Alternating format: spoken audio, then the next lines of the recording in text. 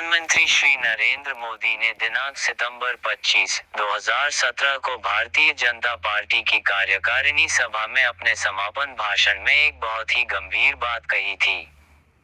भारत की आम जनता यदि इस गंभीर बात का अर्थ और उसका महत्व समझ ले तो भारत का कायाकल्प हो सकता है। उससे भी ज्यादा महत्वपूर्ण यह है कि भारत की सभी राजनीतिक पार्टियों इस बात की अहमियत को समझ लें। यदि भारत की आम जनता और यहाँ की राजनीतिक पार्टियां इस बात का महत्व समझ ले तो फिर भारत को दुनिया की प्रथम शक्ति बनने से कोई भी नहीं रोक सकता। यह महाशक्ति बनने का भारत का प्रयास कोई भारत की राष्ट्रभक्ति करने जैसी कोई बात नहीं है। इस बात का महत्व इतना ज्यादा है कि कोई भी एक देश और उस देश की भक्ति करना अपने आप में एक बहुत छोटी बात बनकर रह जाती है।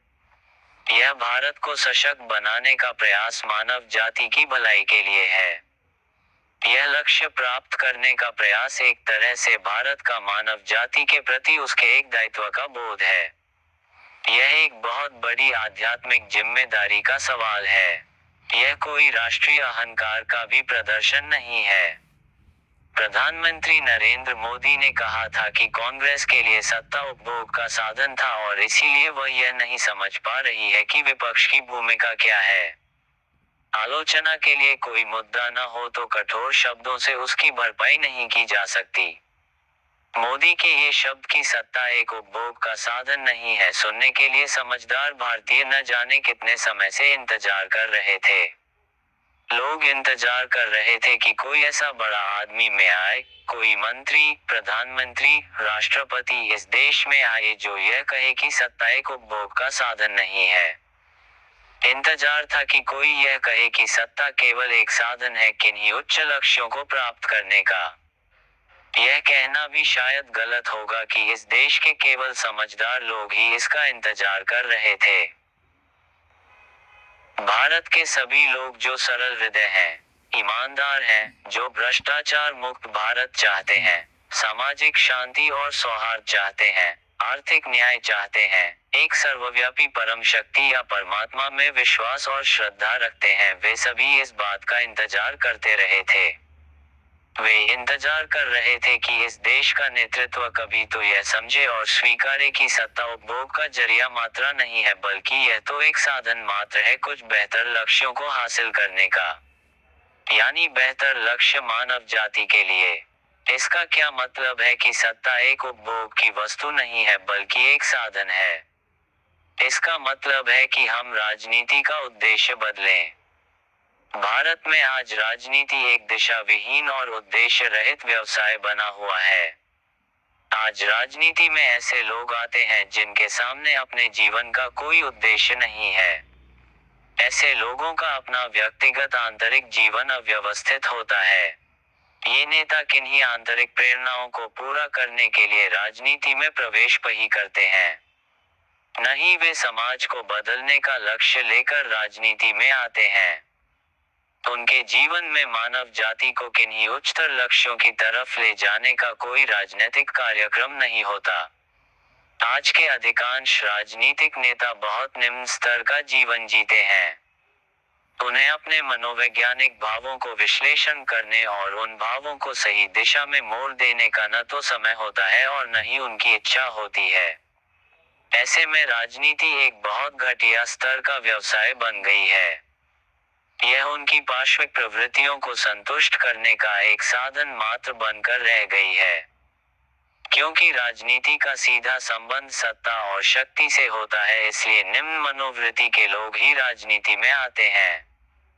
वे धन, ऐश्वर्य और शक्ति को प्राप्त करने के लिए इसे एक उपयुक्त साधन समझते हैं। इस तरह से भारत में आज चोर, डाकू और बदमाशों की मनोवृत्ति रखने वाले लोगों के लिए राजनीति एक आदर्श व्यवसाय बन गई है। लेकिन राजनीति एक गरिमापूर्ण सेवा बन सकती है। राजनीति एक व्यवसाय नहीं है। राजनीति मानव समाज को नियंत्रित करने का यंत्र है। राजनीति समाज को किन्हीं आदर्शों की ओर ले जाने का सबसे ताकतवर माध्यम है। राजनीति और राजसत्ता ऐसे सामाजिक यंत्र हैं जिनका भारतवासी आगामी विकास की मंजिल को हासिल करने में उपयोग कर सकते हैं। यदि राजनीति को किन्हीं उदात्त लक्ष्यों को हासिल करने का साधन बना लिया जाए तो राजनीति एक गौरवपूर्ण सेवा बन सकती है। यह उच्चतम कोटि के इंसानों का एक गरिमापूर्ण और साहसिक प्रयत्न बन सकती है। आत्मिक रूप में जागृत व्यक्तियों को राजनीति में आना चाहिए।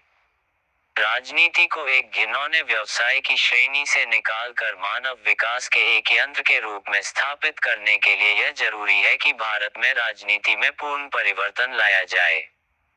राजनीति में ऐसे लोगों का पदार्पण होना चाहिए जो अपने अस्तित्व के विषय में आत्मिक रूप में सजग और सचेतन हों। राजनीतिक नेताओं को यह ज्ञान होना चाहिए कि मानव एक विकास करता हुआ प्राणी है। उन्हें यह सत्य स्पष्ट रूप में मालूम होना चाहिए कि मानव जाति विकास के उच्चतर लक्ष्यों को प्राप्त करने की ओर बढ़ रही है। राजनीति में आने वाले लोगों को आंतरिक रूप में सचेतन मनुष्य बनना चाहिए। यदि ऐसे लोग यह जान लें कि मनुष्य के अंदर चेतना के भौतिक स्तर के अतिरिक्त प्राणिक, मानसिक और आत्मिक स्तर भी होते हैं तो वे लोग अपनी भौतिक और प्राणिक मांगों को पूरा करने के लिए यानी धन, ऐश्वर्य और सत्ता को हासिल करने के लिए राजनीति में नहीं आएंगे। भारत में आज इतनी गिरावट होने के बावजूद भी ऐसे आत्मसचेती लोग विद्यमान हैं जो भारत को गंदी राजनीति की दलदल से बाहर निकाल सकते हैं। उन्हें इस काम के लिए आगे बढ़कर राजनीति में आना चाहिए।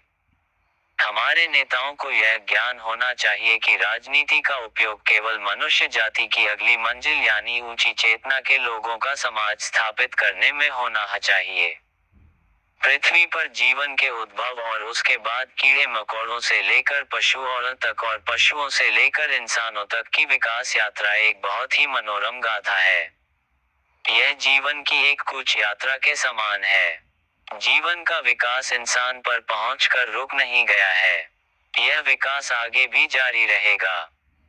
जिस तरह से इंसान के पास एक तार्किक बुद्धि है जो कि पशु के पास नहीं है, उसी तरह से मानव से अगली जाति के पास एक ऐसी बेहतर क्षमता होगी जो इंसान के पास नहीं है। उस क्षमता को अभी कोई नाम देना व्यर्थ है।